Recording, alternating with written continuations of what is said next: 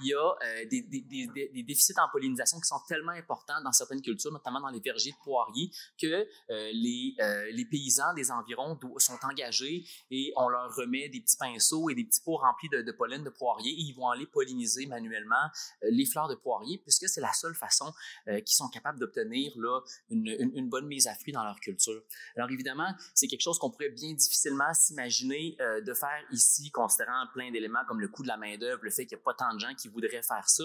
Et évidemment, dans une production comme les bleuets, où c'est des milliards de fleurs qui devraient être pollinisées, c'est quelque chose qui est absolument impensable. Mais ça nous donne encore, ça donne simplement une idée de l'importance qu'ont les insectes pour la production de plein d'espèces de plein de sortes de fruits, notamment les bleuets. Et aussi, quand on parle de pollinisation, on parle beaucoup de la biodiversité. Hein? C'est quelque chose c'est un terme qui revient souvent, puis on me demande souvent, c'est quoi l'intérêt d'avoir de la biodiversité? Pourquoi est-ce qu'on doit encourager la biodiversité? Puis ça, je pense que c'est un exemple aussi qui le représente assez bien.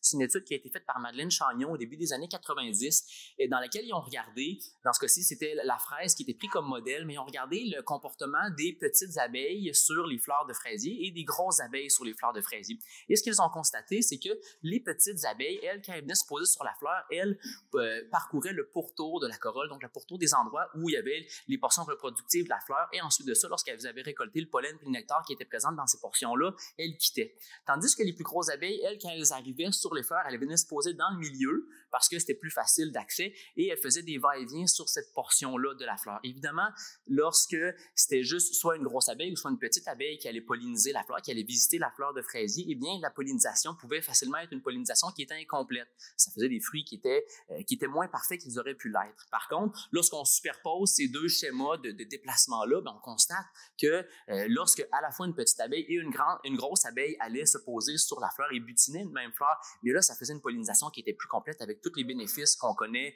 une plus grosse taille de fruits, un plus grand nombre de graines, puis plein d'autres propriétés qui sont associées à une meilleure pollinisation. Et donc, la biodiversité, on ne dit pas que c'est important juste pour le fun de dire que c'est important, c'est vrai que c'est important. C'est important, comme je disais, à cause du comportement des différents insectes pollinisateurs sur les fleurs, mais aussi parce que si on a une diversité qui est plus grande dans notre production, eh bien, ça fait qu'on ne se repose pas exclusivement sur une ou sur un nombre limité d'espèces pour notre pollinisation, ce qui peut causer des problèmes lorsque l'espèce, admettons l'abeille domestique, une espèce de bourdon ou n'importe quelle autre espèce d'abeille aurait une diminution momentanée de ces populations pour des raisons diverses, bien là, il y aurait une pollinisation qui serait beaucoup moins complète. Alors, de se reposer sur un grand nombre d'espèces, ça apporte aussi une assurance. Et votre assurance dans les bleuetières, elle est là, elle est bien représentée. Ça, c'est des photos que j'ai prises dans le cadre de mon projet de maîtrise qui traitait des insectes pollinisateurs dans les bleuetières de la région. Puis ça, c'est des photos que j'ai prises en une seule journée. Évidemment, j'ai toutes jeté celles qui n'étaient pas bonnes, mais ça donne un petit échantillonnage du nombre d'espèces qui pollinisent les bleuetiers. Les bleuetiers, c'est des plantes qui ont quand même des bonnes ressources en pollen, des bonnes ressources en nectar, et donc il y a beaucoup d'espèces d'insectes pollinisateurs qui sont intéressés à aller les butiner. Puis en plus, vous avez une chance particulière qui est le fait que cette espèce-là, c'est que cette plante-là est une plante qui est indigène, et donc il y a plein d'insectes qui ont évolué de façon similaire ou en étant près des fleurs de bleuet. Donc il y a plusieurs espèces qui ont développé un intérêt pour cette culture-là. Puis maintenant, ça m'amène à vous poser la question, hein, est-ce qu'on parle souvent de l'intérêt des pollinisateurs, mais c'est qui les insectes pollinisateurs? C'est quoi les insectes pollinisateurs? Ici, il y en a quelques exemples. Évidemment, je ne vais pas nommer tous les insectes pollinisateurs, il y en aurait beaucoup trop. Il y a certainement des centaines d'espèces d'insectes, que ce soit des papillons, des mouches, des abeilles, des guêpes qui vont visiter les fleurs qui sont dans vos bleuetières. Je vais vous parler principalement du groupe qui est le plus important, qui est celui des abeilles.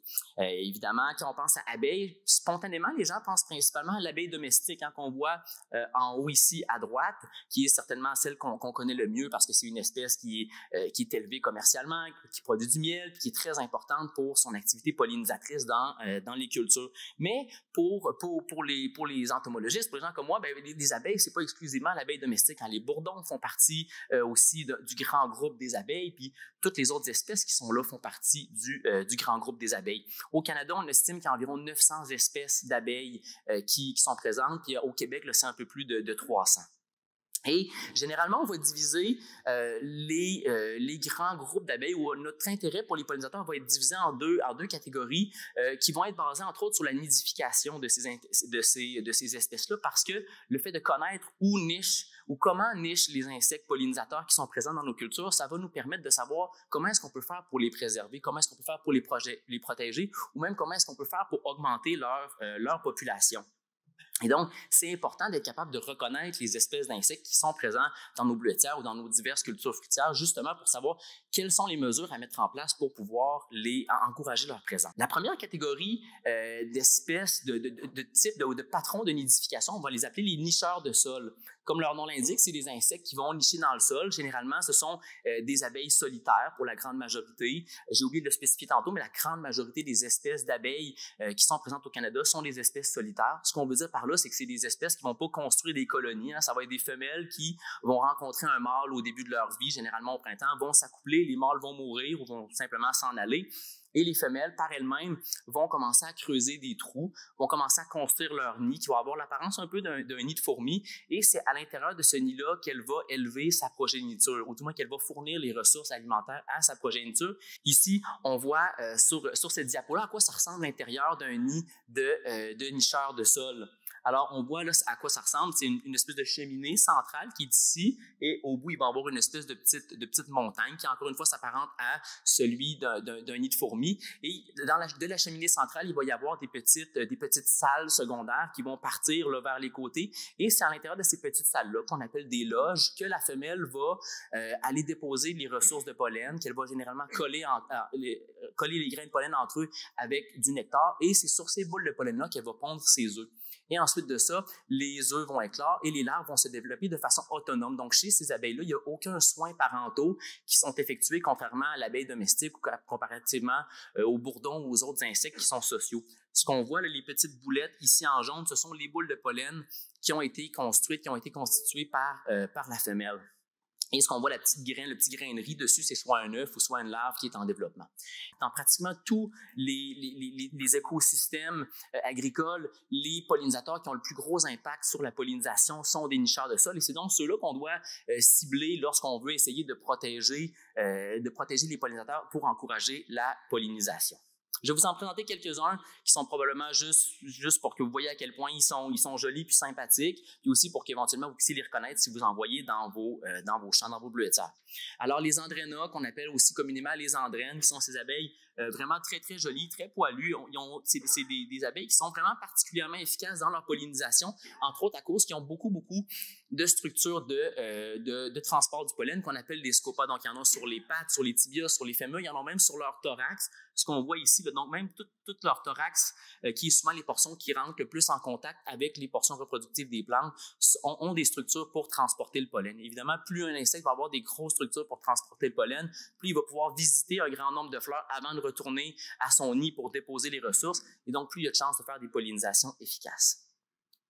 Et tant qu'à parler des andrénas, ça m'amène à vous parler d'une espèce qui avait attiré notre attention de façon tout particulière lorsque j'ai fait mon projet de maîtrise, et c'est une espèce qui s'appelle Andrena bradleyi. Et cette espèce-là, c'est une espèce qui est vraiment spécialisée dans la pollinisation du bleuet nain. Sur les dizaines, peut-être même centaines d'espèces d'Andrena bradleyi qu'on a trouvées, c'était 99% du pollen qu'on avait récolté sur leur corps qui était du pollen de bleuet. Tout le reste, c'était du pollen de choses qui étaient pollinisées par le vent, comme des pins, des choses comme ça, qui étaient probablement tombées sur le corps de l'insecte de façon accidentelle. Alors, cette espèce-là a vraiment co-évolué avec le bleuet pour polliniser exclusivement cette espèce-là. Et même ce qu'on remarque, c'est pour ça que j'ai mis la photo de la tête de l'insecte, la tête de cette abeille-là est allongée, beaucoup plus allongée que chez les autres espèces du genre Andrena qu'on va retrouver ici. Et ça, on suppose que c'est probablement pour lui permettre de polliniser plus facilement les fleurs de bleuet, ou du moins d'aller prélever les ressources qui sont présentes dans les fleurs de bleuet, qui sont des fleurs qui sont généralement à corolle un peu profonde et qui sont pas si facilement accessibles pour plusieurs espèces d'autres abeilles. Un autre groupe qu'on appelle les alictus ou les aliques, qui sont des abeilles là, de taille moyenne, qui ont des petites lignes noires comme ça sur le dos. Et là, je vous présente des insectes que c'est presque sûr que si vous passez une quinzaine de minutes à l'intérieur d'une bleuetière dans une journée où il fait beau au moment de la floraison, vous allez les voir, et ça de façon très abondante. Souvent, ils sont moins grosses que les abeilles domestiques, ils sont moins grosses que les bourdons, mais ils sont pas absentes, ils sont pas difficiles à trouver pour autant. Alors, je vous invite à aller faire ça au moment de la floraison. C'est un spectacle qui est super intéressant. Puis sinon, le dernier groupe de nicheurs de sol que je vous présente, c'est le groupe des Lasioglossum, qui sont des toutes petites abeilles, mais qui sont dans pratiquement tous les agroécosystèmes, les abeilles qui sont les plus abondantes et les plus diversifiées. La grande majorité des espèces d'abeilles qu'on va retrouver, c'est ça, dans presque toutes les cultures, vont être des Lasioglossum qui sont à la fois très, très diversifiées et très abondantes. Maintenant, je vous parle de deuxième groupe de nicheurs qu'on appelle les nicheurs de cavité. Les nicheurs de cavité, c'est des insectes qui vont utiliser des cavités qui sont déjà préexistantes dans l'environnement, principalement des petits trous qui ont été creusés dans des arbres par d'autres insectes comme des coléoptères. Donc, c'est des insectes qui ne vont pas nécessairement creuser des terriers ou des trous, ils vont déjà utiliser des trous qui ont été faits par d'autres insectes ou par des éléments naturels présents dans l'environnement. Ici, ce qu'on voit, c'est l'intérieur de divers nids de nicheurs de cavités. Alors, je vous en présente quelques-uns. Ce qui va se passer généralement, c'est que la femelle va aller déposer du pollen qui est ici, puis ensuite de ça, elle va déposer son œuf, un peu de la même façon qu'elle le fait, que les nicheurs de sol le faisaient. Par contre, ce que ces insectes-là vont faire, c'est que vu qu'ils ont accès à une seule cavité, c'est difficile pour elles de séparer leurs larves et il peut y avoir du cannibalisme, de la compétition entre les larves. Alors, ce qu'elles vont faire, c'est qu'elles vont mettre différents matériaux pour séparer leurs progénitures les uns des autres pour éviter qu'il y ait de la chicane. Alors, il y en a qui vont utiliser de la boue, comme on le voit sur celles qui sont ici. Il y en a qui vont utiliser de l'espèce de coton, de la mousse qui est récoltée sur certaines espèces de plantes. Il y en a qui vont utiliser des sécrétions salivaires, donc les femelles vont cracher. Et lorsque ces sécrétions salivaires-là vont sécher, vont rentrer en contact avec l'oxygène, ça va faire une espèce de cellophane. Il y en a d'autres qui vont utiliser de la pulpe de bois qu'elles vont construire, puis il y en a d'autres qui vont utiliser des morceaux de feuilles. Je vous en présente juste deux rapidement que vous connaissez possiblement. La première, c'est le genre mégachile, qu'on appelle aussi communément des mégachilles ou les abeilles coupe-feuilles. Ces abeilles-là, je pense, sont assez bien connues dans la région parce qu'elles ont été quand même beaucoup utilisées. Elles le sont encore dans certains cas là, pour la pollinisation du bleuet nain. Mais les mégachilles, quand on pense à la mégachile ici, à mon impression est qu'on pense surtout à la mégachile coupe-feuille, qui est l'espèce qui a été introduite, mais il faut savoir que des espèces de mégachilles dans vos bleuets de serre, il y en a qui sont indigènes aussi. Et on reconnaît ces abeilles-là assez facilement parce qu'elles, contrairement à la majorité des autres espèces d'abeilles qu'on a vues préalablement, ils ne vont pas transporter le pollen sur leurs pattes arrière, mais bien en dessous de leur abdomen. Alors, on voit ici l'abdomen de l'abeille qui est couvert là, de ressources de pollen. Et les abeilles, les mégachilles, dans la majorité des cas, vont découper des rondelles de feuilles pour aller séparer leur progéniture dans leur nid.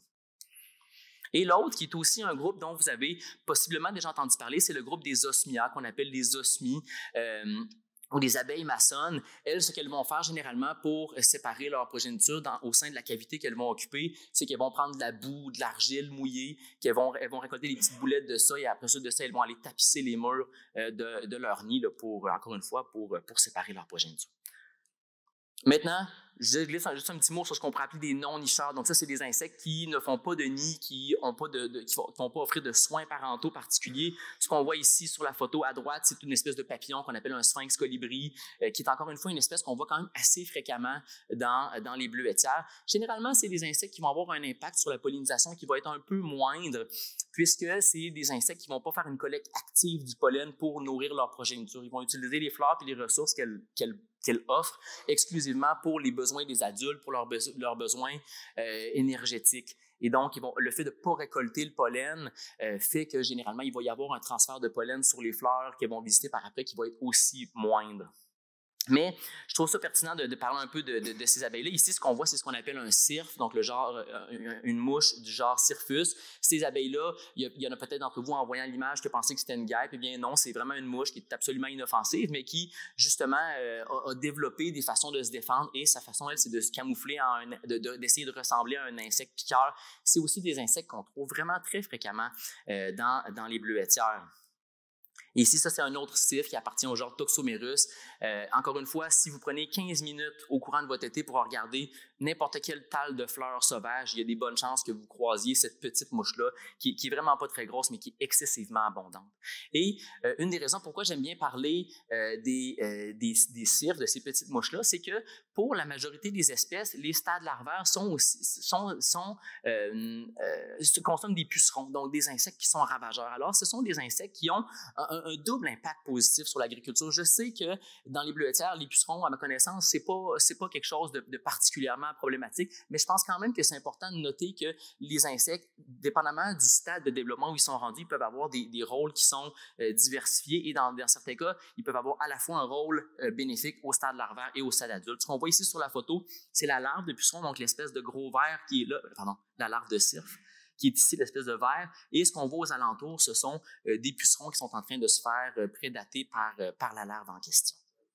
Alors, c'est ça. Je voulais juste vous les présenter rapidement. Peut-être de dire aussi, s'il y en a qui sont intéressés, j'ai un petit kiosque là-bas avec des petites boîtes. Si ça vous tente de venir parler de pollinisateurs à la fin de la présentation, ça me fera très plaisir. À la pause. Alors maintenant, comment est-ce qu'on fait pour protéger les insectes pollinisateurs maintenant qu'on les connaît un petit peu mieux?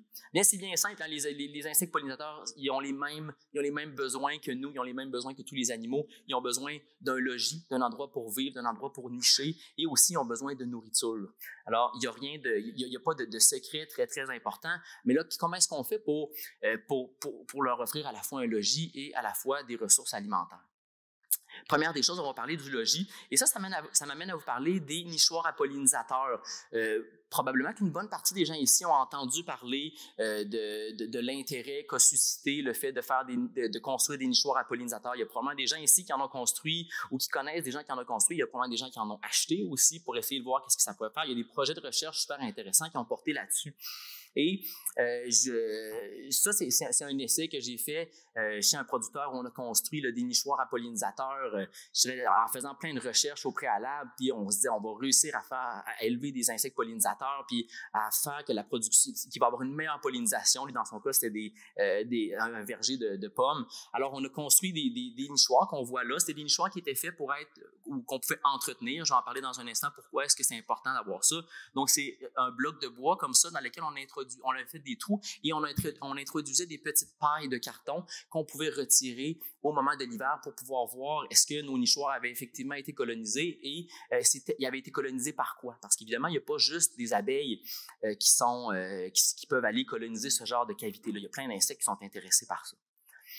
Et ça, c'est une des choses qu'on a observées au courant de l'hiver, parce que c'est à ce moment-là qu'on fait l'entretien pendant que les insectes qui sont à l'intérieur du nichoir sont en dormance, parce qu'on ne veut pas les déranger, on ne veut pas qu'ils nous sautent dessus, ou des choses comme ça. Et donc, j'ai déroulé des petites baguettes de carton, et ce qu'on voit en haut, l'espèce de cylindre, ça, c'était un nid d'osmie qui avait été construit. Donc, vous voyez, chacun des petits cylindres qui sont accolés, à l'intérieur d'eux, il y avait une petite osmie qui était en train de dormir comme ça et qui était à veille de se réveiller au printemps pour pouvoir aller recommencer le cycle, aller polliniser, puis aller élever une nouvelle progéniture. J'étais super content. On se disait, c'est mission accomplie, on va produire des centaines d'osmies, puis tu n'auras plus besoin de louer des ruches pour ta pollinisation. Donc, on était super contents. Puis, on avait aussi essayé en même temps d'autres types de nichoirs pour voir si ça fonctionnait. Et c'est ce qui m'amène à vous parler du type de nichoir qui a probablement le plus fonctionné au début parce que c'était le plus simple à faire. On disait à tout le monde, ben, tu prends une bûche, tu prends une perceuse, tu fais quelques trous dedans, puis tu vas voir les abeilles vont venir, puis bingo. Le problème, c'est que donc ça ici, ce qu'on voit, c'est une bûche qui a été dans le cas qu'on a percé. Et effectivement, il y a des abeilles puis il y a des guêpes prédatrices qui sont venues coloniser ce nichoir-là. Donc, on était aussi super contents. Le problème, c'est que ce genre de nichoir-là, on n'est pas capable de les entretenir. On n'est pas capable d'aller voir à l'intérieur ce qu'il y a. Et ce que ça fait, c'est que dans certains cas, les nichoirs à pollinisateurs deviennent rapidement des nichoirs à parasites. Parce que les insectes ne font pas exception à tous les autres animaux, à tous les autres êtres vivants. Lorsqu'on est très, très collés les uns sur les autres, eh bien, les parasites ou les pathogènes qui peuvent nous affecter ont beaucoup plus de facilité à se répandre au sein d'une population. Et généralement, dans un nichoir comme celui-là, bien, on fait un grand nombre de trous sur une petite surface. Et ça fait que les insectes pollinisateurs vont coloniser le nichoir dans des concentrations, dans des densités qui ne sont pas vraiment naturelles. C'est rare que dans la forêt, on voit un arbre qui est percé comme ça. Et donc, ça fait qu'il peut y avoir des dizaines d'abeilles qui vont nicher les unes à côté des autres. Mais ça, ce que ça fait, c'est quand il y a un parasite qui arrive, comme cette petite guêpe-là, qui est une guêpe du genre Melitobia. Donc, les guêpes du genre Melitobia trouvent une femelle, trouvent un nid, et quand la femelle sort pour aller récolter du pollen ou du nectar, il va rentrer à l'intérieur du nid, puis elle va aller pondre des œufs dans les larves qui ont déjà été, ou dans les œufs qui ont déjà été pondus par l'abeille. Et ça, ce que ça fait, ça donne un plutôt mauvais résultat. Ce que vous voyez sur la portion en bas de la diapo, c'est un seul cocon d'osmie. Donc, ce cocon-là devait générer une seule abeille, mais à la place de générer une bonne abeille qui allait faire de la pollinisation, elle va générer des centaines de parasites. Et donc, c'est vraiment pas très bon ça quand ça arrive dans les nichoirs à pollinisateurs, parce qu'en l'espace d'un seul été où il y a beaucoup de parasites qui arrivent comme ça, eh bien, on est capable d'anéantir complètement des élevages qui ont pris plusieurs années à monter. Alors, c'est pour ça que depuis que j'ai fait ces tests-là, j'ai réalisé que probablement que l'idée de faire des nichoirs à pollinisateurs, c'était pas nécessairement une si bonne idée que ça. Ou du moins, si un jour vous êtes pour tenter l'expérience, ce qu'il faut faire, c'est vraiment important de penser à faire des nichoirs qu'il est possible d'ouvrir, de regarder à l'intérieur, de voir tous les cocons un par un, puis de discarter ceux qui sont parasités. Croyez-moi, c'est un travail qui nécessite beaucoup de temps. C'est très intéressant à faire, mais c'est ça, c'est important de considérer cet élément-là avant de se lancer dans la question des nichoirs à pollinisateurs. Et n'oublions pas que les nicheurs de cavité, qui sont ceux qu'on attire avec nos nichoirs à pollinisateurs, représentent juste 30% des espèces de pollinisateurs qu'on va retrouver dans nos écosystèmes, puisque 70% sont des nicheurs de sol. Et c'est pour ça que maintenant, ce qu'on suggère de faire, c'est plutôt de créer des habitats pour les insectes pollinisateurs, plutôt que de créer des nichoirs. Alors, ce qui se fait de plus en plus dans certaines cultures, dans certains endroits où les gens veulent encourager les insectes pollinisateurs, c'est qu'ils vont simplement mettre des amoncellements de sable, qui est le substrat qui est préféré par les insectes pollinisateurs nicheurs de sol, et eux-mêmes vont aller décider où est-ce qu'ils vont faire leur trou, et généralement, elles vont s'imposer, les femelles entre elles vont s'imposer une densité qui est beaucoup plus naturelle et qui va faire que les insectes parasites vont avoir plus de difficultés à proliférer de façon très importante. Évidemment, dans les bleuetières, c'est probablement plus ou moins une option parce que déjà, les sols sont sablonneux et j'ai oublié de spécifier tantôt, mais ça, c'est certainement des choses qui fait que la diversité des insectes pollinisateurs nicheurs de sol en bleuetière est particulièrement élevée. C'est que pratiquement partout, c'est du sable qui est facile à excaver. Et le fait d'avoir du sable, j'ai oublié de le spécifier ça aussi, mais ça fait à la fois que c'est plus facile pour une femelle de creuser pour faire son nid, mais aussi ça fait qu'il y a moins d'eau qui s'accumule dans les nids, il y a moins de chances que les larves soient asphyxiées, soient noyées par l'eau, il y a moins de chances qu'il y ait du développement de champignons néfastes là, sur ces insectes-là. Et donc, probablement que pour les producteurs de bleuets, l'idée de faire des amoncellements de sable, ça fait plus ou moins de sens. Par contre, créer des habitats dans les bleuetières, ça peut être de poser des nouvelles haies brise-vent, de mieux préserver les bordures de champs, parce qu'on le sait, c'est une bonne partie des insectes vont préférer ces endroits-là, à la fois parce qu'ils sont protégés de certains des éléments que ce soit météorologiques ou de passage de la machinerie ou des choses comme ça, mais en plus, c'est souvent là où il y a des plus grandes quantités de ressources alimentaires à l'extérieur de la période de floraison des cultures. Alors, de mettre en place ou de protéger ces brise-vents, puis les endroits où il y a un peu moins, où c'est moins possible de faire, de cultiver, c'est certainement une des façons de les protéger puis d'encourager leur présence. Maintenant, donc on a parlé un peu du logis. Maintenant, pour ce qui est de l'alimentation des insectes pollinisateurs, évidemment, on est pris avec un enjeu dans nos systèmes agricoles. Hein. On est des amateurs pour des raisons évidentes de la monoculture. C'est plus facile, on peut se spécialiser. La machinerie passe mieux. Il y a plein de bonnes raisons de faire de la monoculture. Par contre, quand on regarde un paysage comme celui-là, qui est un paysage qui est assez typique de nos milieux agricoles, on comprend assez rapidement que pour les insectes qui ont besoin de ressources alimentaires, qui ont besoin d'une diversité de ressources alimentaires. Ils ne sont pas différents de nous et de la majorité des autres animaux pour cette raison-là. Ils ont besoin aussi d'avoir des aliments, du pollen, du nectar qui proviennent de plusieurs espèces de plantes pour la majorité d'entre eux. Alors, qu'est-ce qu'on fait pour pallier au fait que la majorité de nos systèmes agricoles sont peu adaptés à la présence des insectes pollinisateurs? Mais évidemment, on va essayer de diversifier les sources de nourriture pour ceux-ci. Comment est-ce que ça se fait de diversifier les sources de nourriture? Je dirais spontanément, ce dont on parle depuis plusieurs années, c'est de faire des bandes fleuries ou des choses comme ça. Et je pense qu'il y a certainement quelque chose de bien intéressant là-dedans. On va en reparler dans un instant, mais il faut savoir que offrir des ressources alimentaires aux insectes pollinisateurs, c'est pas juste de faire des bandes fleuries. Ça peut être de simplement préserver les endroits où il y a des plantes qui vont pousser de façon spontanée. Éviter de mettre des herbicides sur des portions où c'est pas nécessaire de le faire. Éviter de mettre des insecticides sur des portions où c'est pas nécessaire de le faire. Puis ça, c'est une préoccupation qui va être encore plus vraie à cause du sujet dont on a parlé en début de journée, qui est celui de la mouche du bleuet. Si on veut préserver nos insectes pollinisateurs, eh bien, on va devoir, la régie puis l'utilisation des insecticides va devoir faire partie, va devoir être calculée de façon bien fine pour être capable de limiter notre impact sur les insectes pollinisateurs qui ont un impact qui est absolument pas négligeable. Alors, qu'est-ce qu'on essaie de faire aussi, c'est d'offrir des ressources florales tout au long de la saison estivale. On sait, au moment de la floraison du bleuet, il y a des ressources extrêmement abondantes qui sont disponibles pour les insectes. C'est des insectes qui ont appris à vivre avec le bleuet, qui sont probablement capables de se nourrir de ça exclusivement pendant quelques semaines. Par contre, avant la période de floraison du bleuet, c'est des fois une période de disette, c'est parfois une période un peu compliquée. Et une fois que la période de floraison du bleuet est terminée, là aussi, les ressources deviennent beaucoup plus limitées.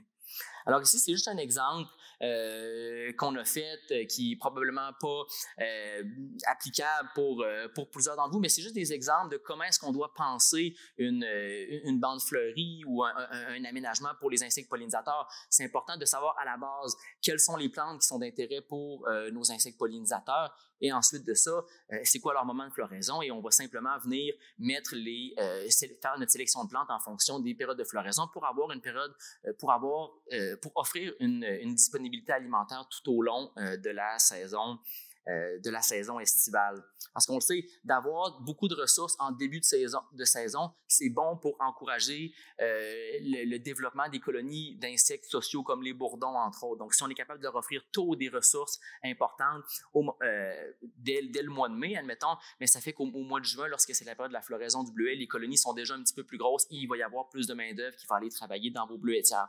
Puis à l'inverse, pourquoi est-ce qu'on doit se préoccuper d'avoir des fleurs à la fin de l'été ou à l'automne? Bien, c'est parce que les colonies de bourdons qui sont en train de terminer leur vie et qui sont en train de produire des reines pour l'année suivante, elles, si elles ont accès à une plus grande quantité de ressources alimentaires, il y a des chances qu'elles soient capables de produire un plus grand nombre de nouvelles reines et aussi que ces reines-là soient en meilleure santé pour pouvoir hiberner et donc elles vont générer des colonies qui sont probablement plus fortes au printemps suivant.